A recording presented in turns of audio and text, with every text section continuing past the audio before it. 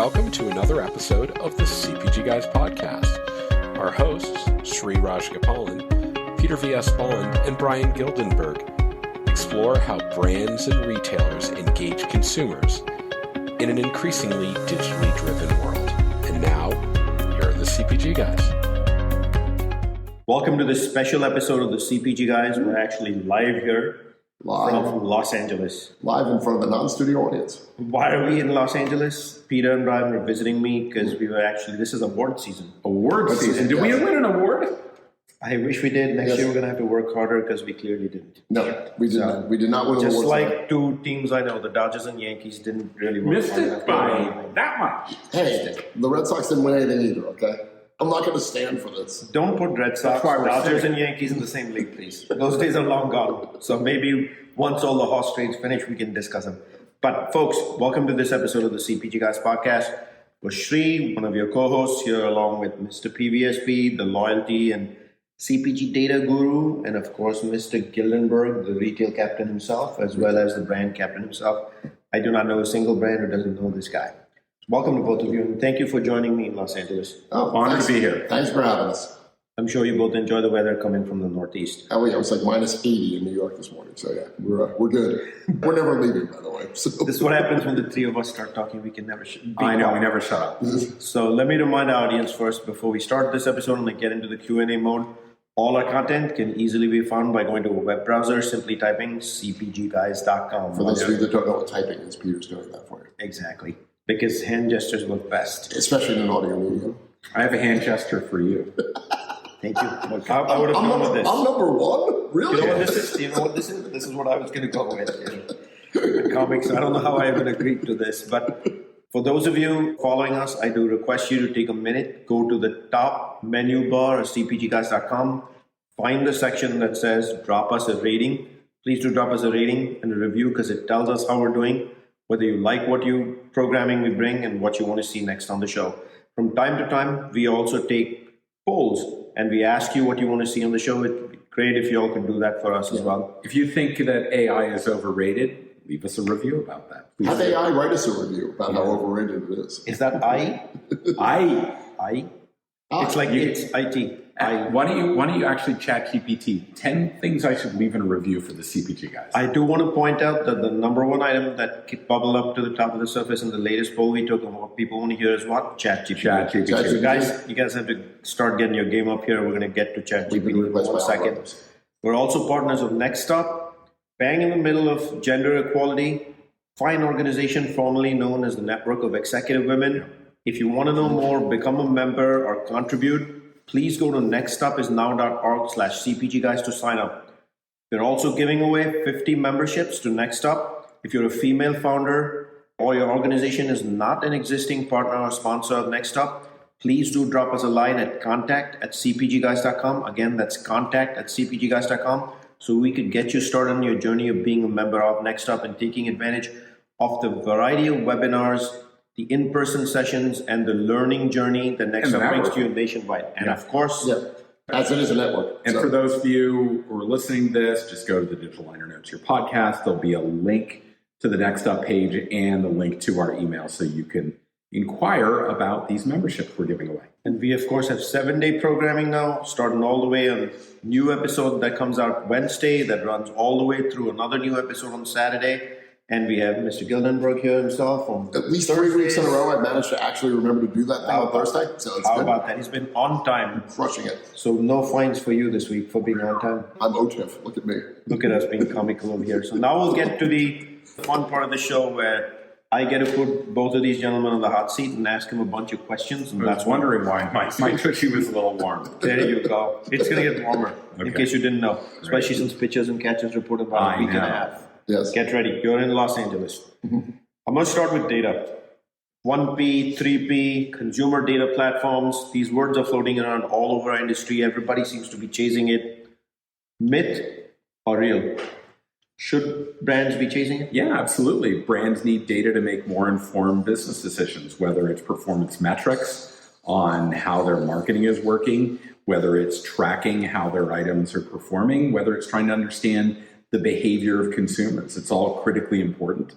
It starts on a very fundamental basis with point of sale data, which there are a lot of detractors to point of sale data, but at the end of the day, it is ideally census truth of what actually sold. It doesn't tell you who bought it, but it tells you what sold. And the goal there is to then enrich it with other data sources to make it meaningful and to help you make better business decisions. So it is real. Manufacturers are clamoring for it. Retailers have a lot of first-party consumption data, but they don't want to give it away. So that's why we have the advent of clean rooms from companies like our friend Matt Kilmartin at Habu is making a business out of merging data sets while maintaining privacy so that they can get the enrichment of what those data sets together can yield in terms of insights. So I got to follow up on that one, right? Okay. What I remember is during the pandemic, the 2 years we were indoors, last year, you've been that way. I remember that. My wife would tell me all the time, Shri, I want a clean room. So can you help me understand? Am I buying a specific chemical product to get there? Or what am I doing? What's a clean room? Well, I think in that case, Shri, it's a labor of love. But I think I needed to work harder. I think from a data point of view, a clean room is, and pick your metaphor, right? Whether it's an Amish prom or a middle school dance, but the easiest way to think about a clean room is it's like you've got one set of data that's on one wall. Those are typically the boys in a middle school dance. You've got another set of data that's the girls. 2 sets of first-party data owned by 2 separate parties. What the clean room does is basically it's the music of the dance. So the 2 data sets come together for a specific period of time, heavily chaperoned, of course, so that there's no interweaving of the data that's inappropriate. We're keeping the boys and girls a certain distance from each other. Yeah, it's like a 1950s middle school dance.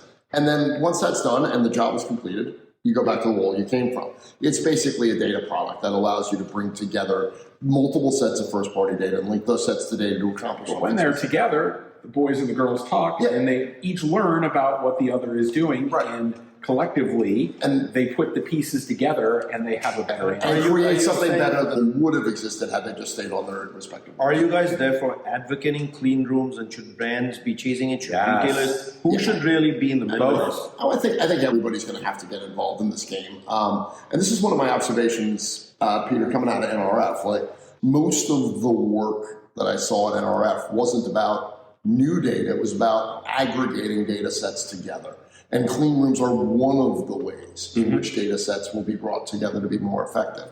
I think a lot of companies are still trapped in a sort of an old world mentality of I need to own all the data, right? Yeah. And I don't... Brian, what does ownership of data really mean? Because it's only the consumer that owns the data, right? Well, it's a longer the state of California would agree with you. Yes. Oh, wait. He said state of California. You said it's all about boys and girls dancing.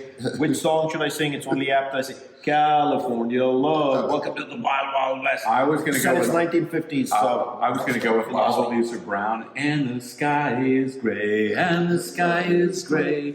I was singing Ventura Highway all day, but I'm going to spare our audience that. Back to data. So the consumer does not own their own data today in any meaningful way. And theoretically, they might. And certainly Apple's moves with IDPA allow the consumer to not let other people own their data in a different way.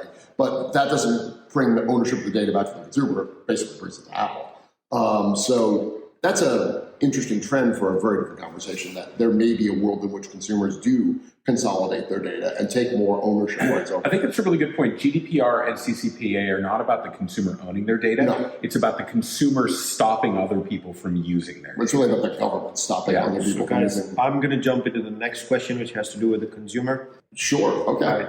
We talked about consumers. We talked about who owns the data, who doesn't own the data. You have reset my entire way of thinking of what a clean room is. Okay, there you go. I don't know whether I'm happy or sad. That you kicked it off right up front by telling us 1P, 3P data, they need to come together. The CDP is a very important tool and an asset for brands in the future. I have to ask both of you, what about syndicated data? Because 30 years of training, being in the selling ecosystem for a variety of top brands in corporate America, the share metric was everything. Yes, and the share metric primarily came projected data coming from syndicated providers. I mean, to the day, I love that metric.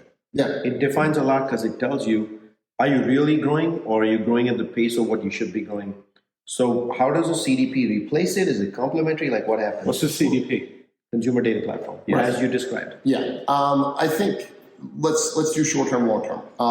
Short-term, no. I don't think there's a way to use a CDP right now to get that type of read on the market. And to be honest, the process of rewiring anybody's commercial organization to measure people on data that's that different, and basically it would be like changing the rules of football halfway through a football season and saying, okay, it's now 8 points for a touchdown and 4 points for a safety and 3.5 points for a field goal.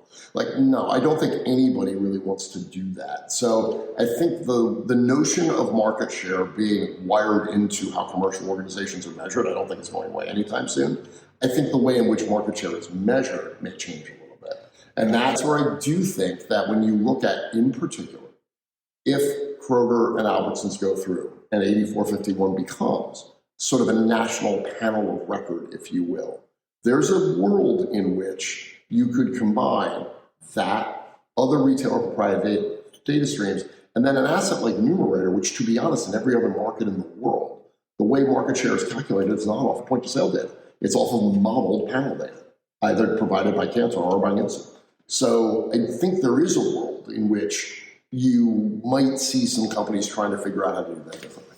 And yeah, I would just say that the reason panel data is an attractive methodology for calculating is because in a world where we've moved from basically all of the transactions, all the sales happening in physical retail, and now we have e-commerce, we have everything in between, the ability to actually capture all of the sales in a point of sale methodology is diminishing in terms of its coverage. And I think, we've had this conversation 100 times over the years, that the problem with point of sale market share data is that it was incredibly selective about what it measured, right? So you were getting market share data back on, a swath of the marketplace, but in particular, whether it was missing e-commerce or some of the point of sale data missing Costco, or the difficulties in measuring value, or even to some degree the difficulty in granularly measuring Walmart, which was giving you, not full data. Remember, there was a period of time when Walmart pulled out of the point of sale market. Manufacturers spent enormous amounts of money trying to figure out how to piece it back together, and not really pleased when they saw it and compared it against the point of sale data that was coming to them through Retail Link. Right. So it's always challenging. Yeah, so I think the way in which market share is measured can't force your business to make suboptimal decisions because you're paying your people on market share. Because I think that mistake astonished me the first time somebody explained it to me 25 years ago when I started in this industry. The fact that it's still being made is astonishing. So I'm going to jump to consumer and value. Obviously, inflationary times, the word consumers are still hunting for value. You do see merchandising displays every time you're in a store across the board, cross category, and you do still see plenty of deals in the marketplace. But that word value is obviously taken on a different meaning during inflationary times. What I think of, working a lot in the food world, Frito is my background, and what I think of as value is the consumer really thinking about the household and meal solutions and what value can they get it for, as opposed to a prior situation in this world where it was individual units of items and a SKU and a price point as the only way of decisioning. Myth or reality? Probably a little both. I think there are increasingly ways in which the digital world can allow you to bring purchases together much more easily than you could in the past. You are not reliant on a buyer at a grocery store putting the peanut butter next to the jelly next to the bread to make a peanut butter. Can we decompose that a little bit? If you go to the in-store model, to the day though, if you're trying to build a bundle, the consumer still has to go to different categories within the store. Of course, retailer apps are now evolving where they give you a guide path inside the store, not everybody, but maybe 5. Isn't Instacart an awesome solution for actually doing this exact thing? Just Instacart or any online way of buying groceries. Instacart, whatever. Yeah, but Instacart, because Instacart's a little easier. Instacart to me is actually a little easier to not do that. It's actually easier to do sort of what I would call fairly random item selection in Instacart is way easier because the interface moves more quickly. This is not a knock on Instacart, but I don't think one of their strengths is meal solution bundles. I don't think that's something they do particularly well. I think there's a lot of upside opportunity to do that better across the board in grocery. I think the biggest opportunity is, rather than a merchant or a brand or anybody trying to think up what the meal solution is, just empower consumers to make their own, right? And make their own choices. Yeah, and just make it easier for them to do that, make it easier for them to save those, make it easier for them to get themselves into a system where they've got a variety of meal solution menus available. They can very easily exception report what parts of that meal solution they How does that come to your minds, gentlemen, when we say meal solutions? Do you think occasions like breakfast, lunch, dinner, snacking, or is it something completely different? I think that's fine. I also just think at some basic level, the meal solution piece has always felt like a little bit forced in that shoppers have been eating for thousands of years. They're not terrible at figuring out what to buy. Like, this isn't necessary. It's a very convenient problem for a brand to try and solve because it allows you to do some things with merchandising and pricing that are better, honestly, than just giving you a discount on the individual item.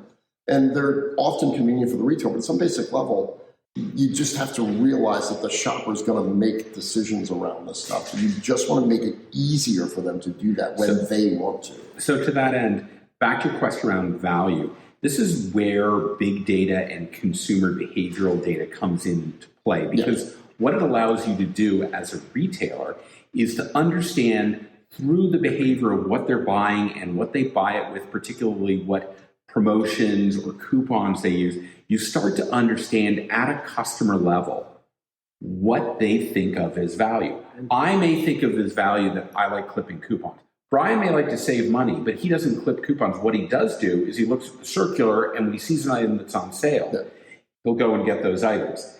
Sri, however, he likes to sit there and find exactly the items that he wants, and he wants high quality products. I, as a retailer, can tailor my messaging fundamentally different to each of us so that each of us derives value the way we see it, and they maximize the profit. That is my very next question for you. Yeah. So I was recently in a recording with the Key Technologies with our dear friend Risa Crandall. You know, we were starting to dive into moments that matter, contextual advertising, and into hyper-personalization. Did you just give the definition of what personalization these days is, which is really the ability to bundle, tailor, and offer up consumers based on their shopping habits? And we're at that moment through digital. If digital is a meaningful way to do bundles, shouldn't everybody, retailers, really be taking deep dives into personalization at the household level? They need to build propensity models at the consumer level to drive how they engage each and every. And maybe it's not an individual, maybe it's shoppers that are behaving in the same way. There's a propensity model for this segment and that segment. Ideally, you want to get to the one-to-one level, but retailers are moving in that direction. What it allows them to do is make sure they're not giving away the frequent shopper offer to everyone, and they're subsidizing transactions. So Bryan, let's just dive into that. Like the follow-up for you, which you set up pretty well, a great segue is the industry is built around merchandising and offers, which are more vanilla in nature. That's what an end cap is.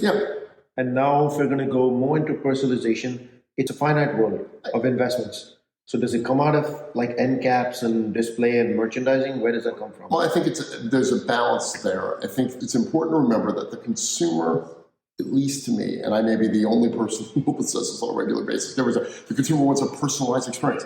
No, they don't. The consumer wants a meaningful experience. Like if that's what they really want. But what is sometimes that meaningful experience is you know me so well that you're delivering to me exactly what I want. Sometimes a meaningful experience is everybody likes it when Oreos are cheaper, and everybody wants to buy Oreos that are cheaper than they were before. That's meaningful, and that's the role that an end cap plays. I think you're going to see a little bit more of a balance between those things, but in the end, the goal of personalization, and so much, this is a personal pet peeve of mine, so much of personalized marketing, honestly, is just brands and retailers sometimes just showing off that they can do it, rather than doing anything that's actually kind of important. The goal is not to show the consumer how well you know them. It's that the consumer feels understood. Not that the measure of effective personalization is not how well the brand does it. It's what the consumer receives. So that they shop more, and that the retailer can maximize the amount of profit that they can drive. So I do think it's a balance, Sri. I think we'll eventually get to when you start to open up buckets of money that are typically aimed at more personalized communications, like performance marketing. And when you start to blend together media and marketing budgets, you will see some shifting and reallocation. But look, end caps work. There's no reason to not put end caps up in stores. They're effective. I know that. Yeah, yes, I know. Everybody knows that, but we all seem to forget that sometimes when we get obsessed with hyper-personalization. It's like, no, just put a bunch of stuff in front of the shop. That being said, let's just go ahead. I was going to say, that being said, does the fact that running a frequent shopper program subsidizes every transaction irritate manufacturers? I know a big manufacturer in Cincinnati that would say, yes, it irritates them to no end. But until you can build a scalable solution that can drive as much volume as an end cap and a frequent shopper promotion does, they're going to keep doing it. So let's get into, we just had a brief discussion here on the digital way of reaching out to a household, a shopper, hyper-personalization, the role of the end cap. So Bryan, which retailer is winning in e-com and digital? Well, I mean, I think if you had to pick one, right, cream of the crop. Well, Amazon is a digital company that is growing well, that has, the narrative around Amazon is so confused and so different than Amazon's actual performance that can we just put them to the side? Amazon's very fair. Amazon's doing fine. I think if there were one company in the consumer product space that I would continue to keep an eye on right now, it's Kroger, and it's because of some of the reasons that Peter was talking about. They are the one retailer that's actually been able to take granular transactional data, which you might call personalized, but at the very least, they're able to look at the behaviors that that data captures and elevate that to make it easier for manufacturers to tailor offers and to tailor communications based on that granular and observed behavior, and they do that relatively well. I don't know that there's another retailer in America anywhere in the consumer packaged goods space that's good at that specific thing from a marketing point of view, and as a result, I think that bodes well for them in a digital commerce ecosystem. I mean, from a straight up volume point of view, Walmart sells more in e-commerce than Kroger. But let's look at why Kroger is successful, because there are other retailers that have data assets that are as impressive. What differentiates Kroger from everyone else is they have built fairly rigid, transparent processes on new item selection, assortment planning, promotion planning. And every manufacturer knows that if you are not investing in Kroger Stratum and using that data in engagements with category managers, you are not welcome at the table. Right. And so it's about having the data.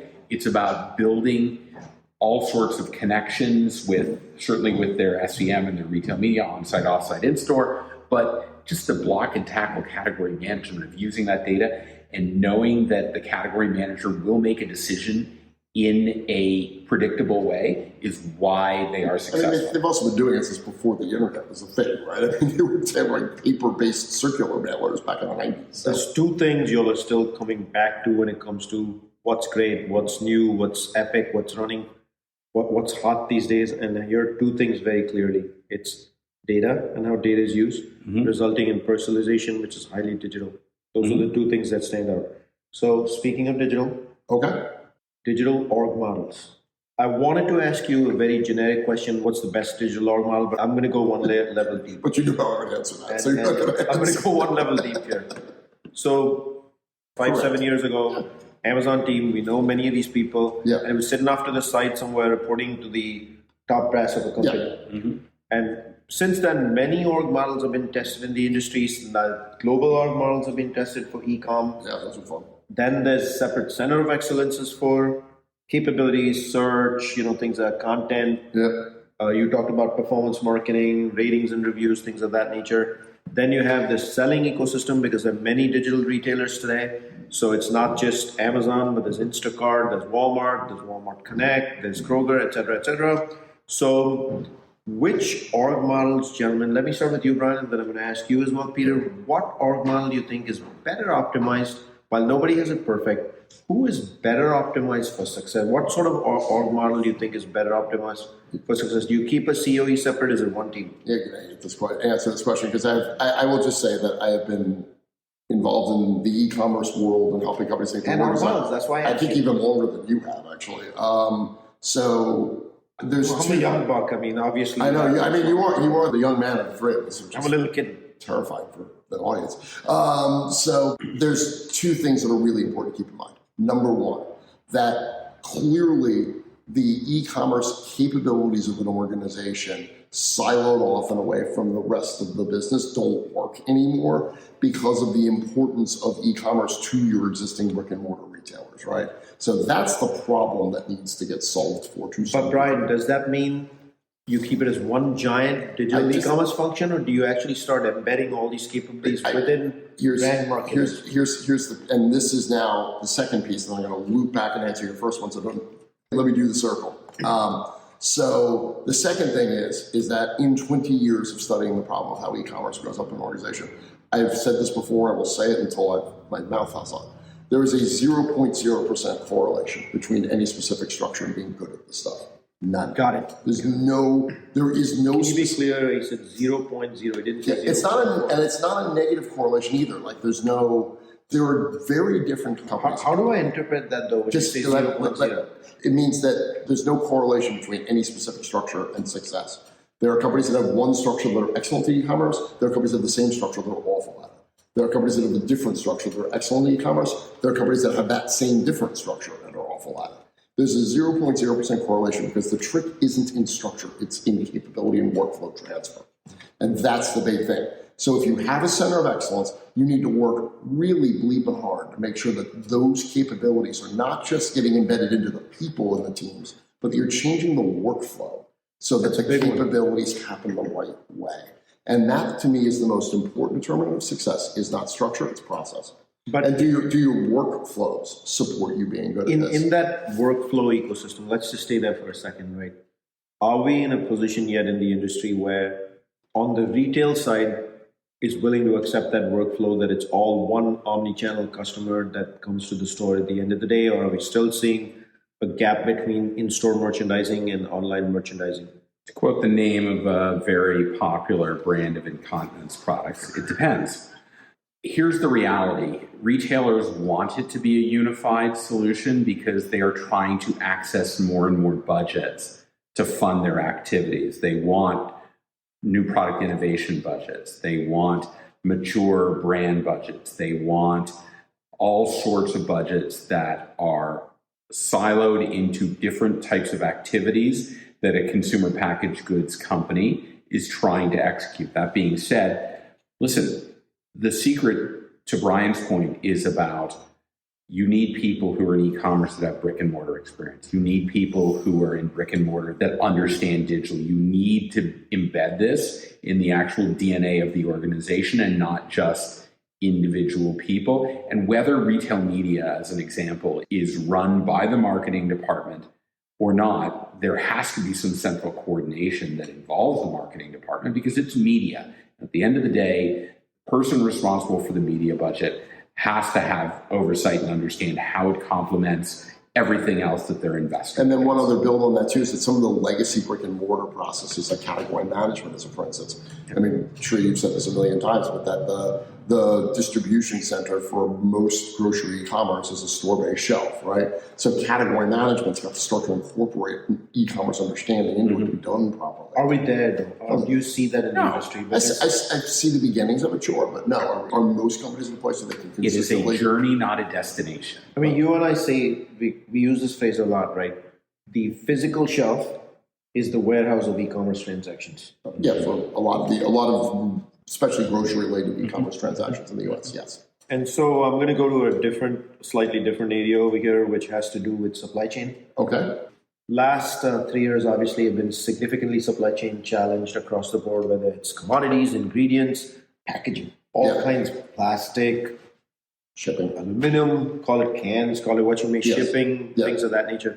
So many of the larger manufacturers moved away from rapid innovation cycles, didn't put out as many new items as they traditionally did. And a lot of the fight for the shelf was, give me the basic product. On-shelf availability changed dramatically. Now that we're entering a period where services start to come back up, what is the role of innovation? Because it appeared that even when innovation was pulled out from shelves, life moved on. I think innovation becomes way more important in the supply chain ecosystem because my suspicion is most companies are going to have to look at their supply chain and find ways to get more of it closer to the point of sale and the point of distribution. Right? Explain. Well, so in essence, that global, I think what we all found out in 2020 and 2021 is that this globally interconnected obsession with low unit costs, completely unresponsive supply chain that we'd all built globally just really isn't a very good idea, and it never worked. What do you mean I can't get masks and Q-tips to do testing? Well, and the whole thing is the outcome of Yeah, that too. the whole thing is a metrics function, right? Because if you just pay the supply chain to get you to the lowest possible unit cost, they'll get you to the lowest possible unit cost, which they did. They just didn't do anything else like that. I mean, this is not their fault. They were paid to not manage risk. They were paid to not scenario plan for what would happen if a giant unstable country where everything is made suddenly, or it didn't work. Or there was a giant storm and an airline that wasn't designed on the hub and spoke system completely broke down in a 100-year storm. Yeah, because the mathematical algorithm didn't work. I mean, there was a whole bunch of decisions that were made.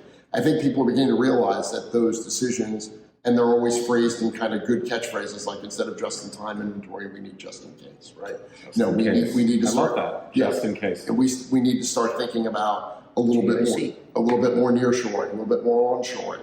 What that's going to do, honestly, is add cost to the system. So innovation is going to be more important because I'm going to need to bring solutions to the consumer that allow me to margin up a little bit to pay for some of this stuff. So real innovation, like consumer shifting innovation categories, stretching innovation. Are you then specifically referring to premiumization of products and innovation? Or products that solve for a bigger consumer need and allow you to play at a different price point, right? Like, the classic example of this is 100 years old is Swiffer, right? Like, Swiffer was one of the greatest product innovations of all time because it completely reset the economics of the cleaning category for the retailer. Because instead of selling $4 bottles of cleaning product that had no margin, you're dropping a $20 item that was generating $6, $7 a penny profit. And you've changed the economics of the entire distribution architecture of the category.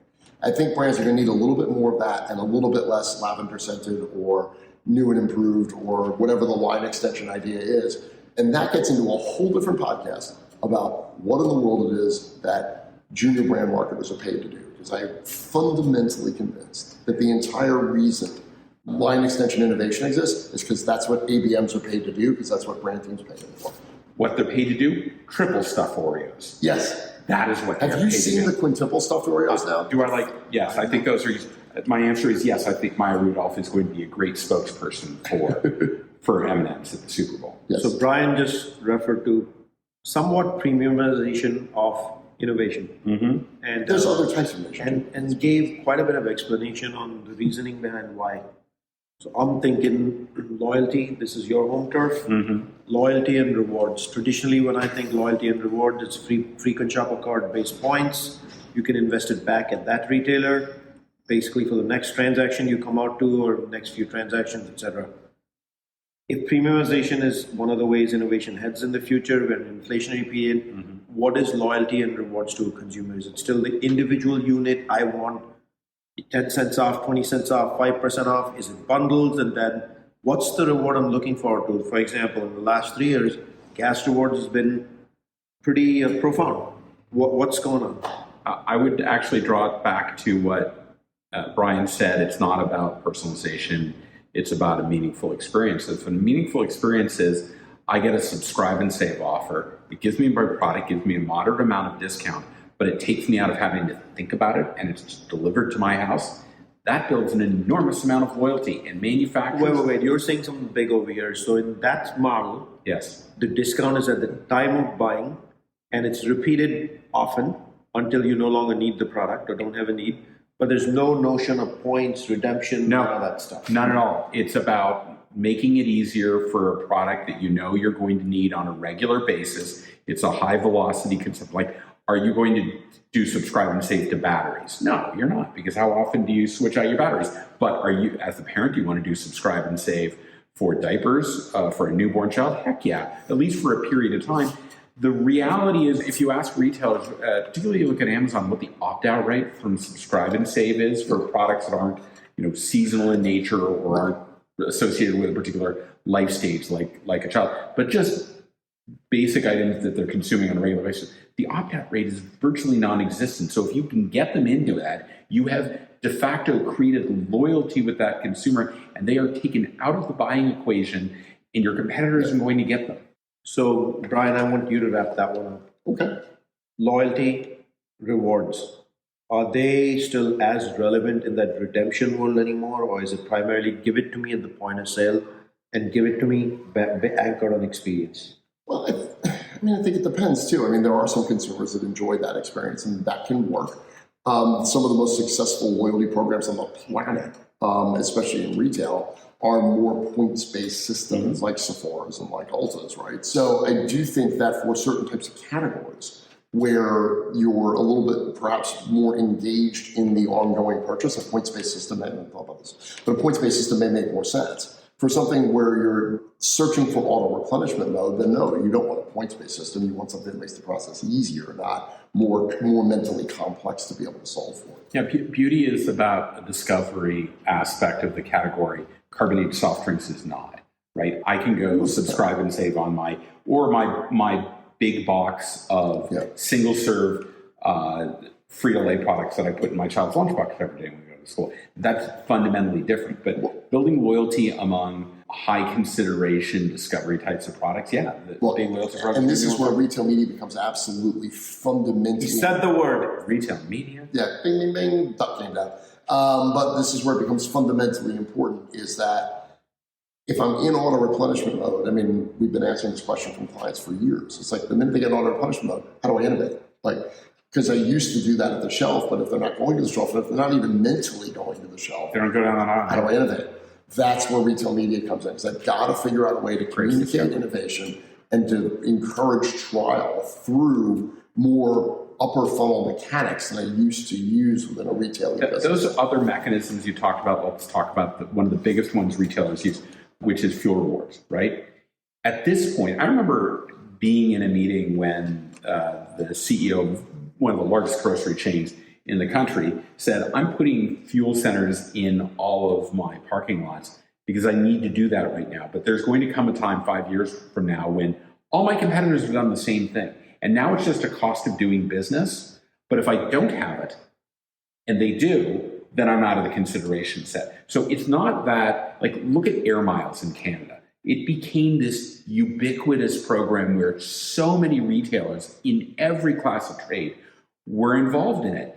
And if you weren't in Air Miles, you weren't in the consideration set. But if you were, there wasn't any real loyalty between grocery retailer A and grocery retailer B. You just expected it to be there. But I feel airlines is a very unfair category because that's not how it works. That's Air Miles, they would buy groceries. Yeah. They would earn points that they could use. I totally get that. But I feel Air Miles is a very unfair category because airlines have done an incredible job, even in the US, of making people feel valued with their loyalty journeys.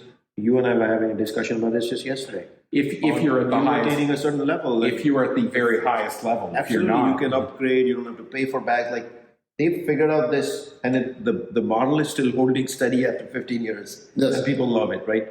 You said the magic word. You said retail media. So my last question for this episode obviously has to be on retail media, but we promise Bryan and I will bring another episode to you with bitter details of retail media. My question has to do with standards, and I'll ask you, why are there no standards in the industry? And then I'll ask you, what do you recommend as standards? What should retailers be doing, or should there be a board? He gets to articulate the problem. I have to solve the unsolvable problem. Why aren't there standards? Because in a mad rush to create retail media so that retailers could take advantage and realize the kind of margins that they don't see in selling groceries, they put a lot of capabilities out there, hoping that people would invest. But there was no overarching commission or conglomeration like the NAACDS or anything else to create these kinds of standards. That being said, it is really starting to frustrate manufacturers, which is why you saw just last week Unilever come out and basically make an open call to the industry saying enough is enough.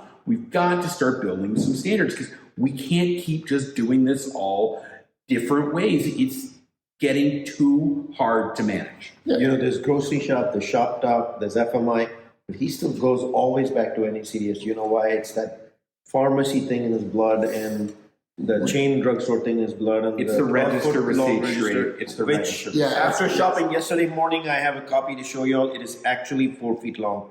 That's Brian, sweet. Brian, That should be the standard. How does the industry solve this dilemma? Like, is the time even now in the first place? Well, it's certainly the time is now to start. It's going to take a while.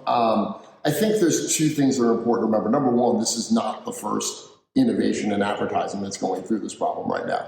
I remember Mark Pritchard 7 years ago declaring the absolute need for standards in digital advertising around brand safety and around P&G, pulling back on digital advertising, which they Whoa, no. So this is a big deal for 3 minutes, and then the marketplace went back to trying to fix the problem. Yeah.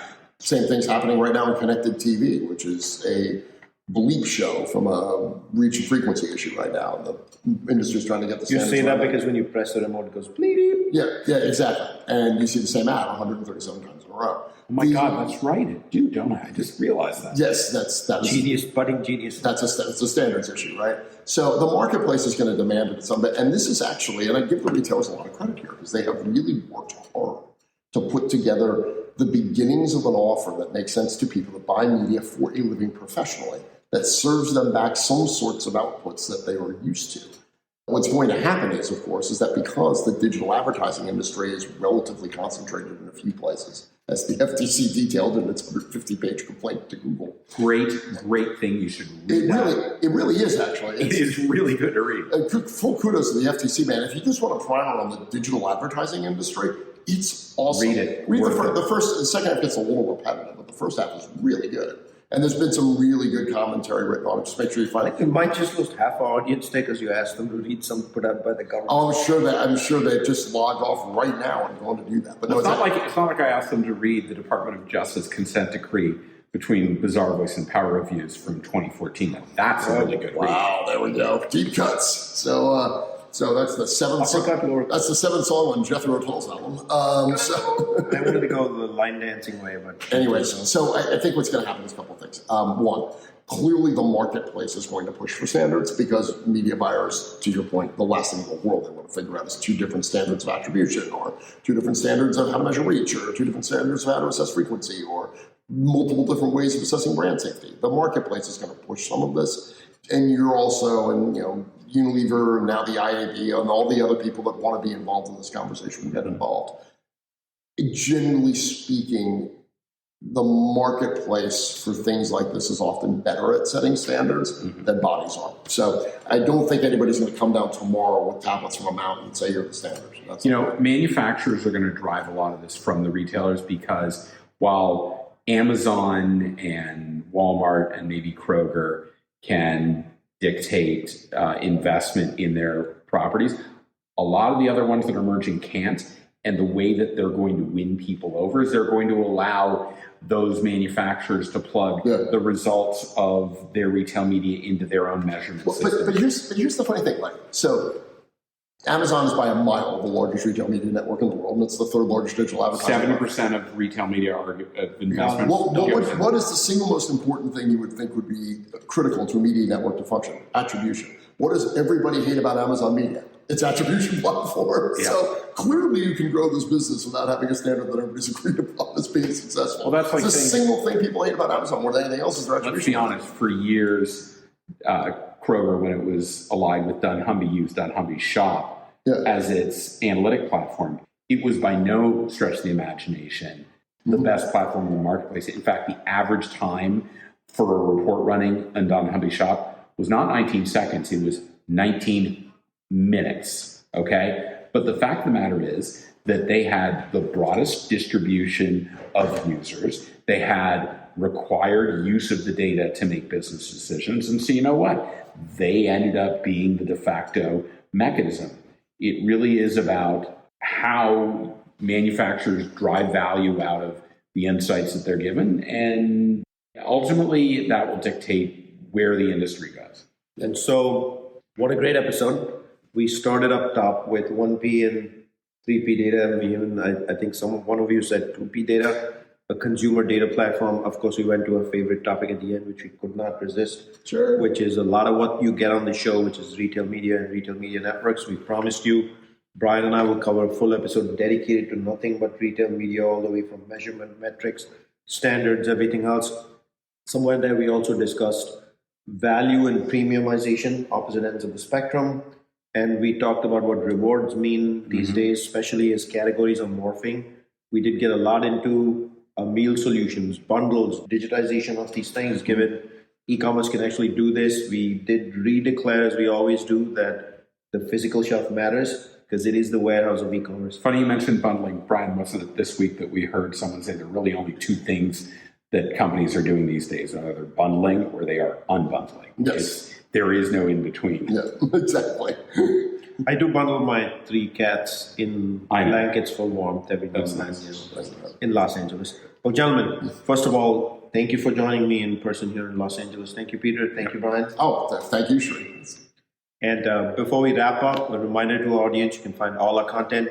Just go to a browser, type cpgguys.com. If you don't know how to type, you can watch Peter's actions over here and follow, and he will tell you how to type. If I was hitting the typewriter on the...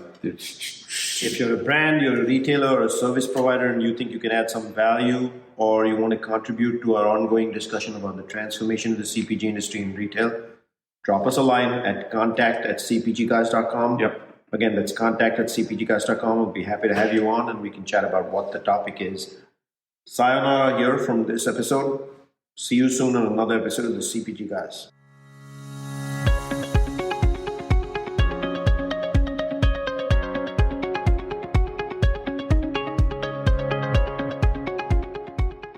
The content in this podcast episode is provided for general informational purposes only.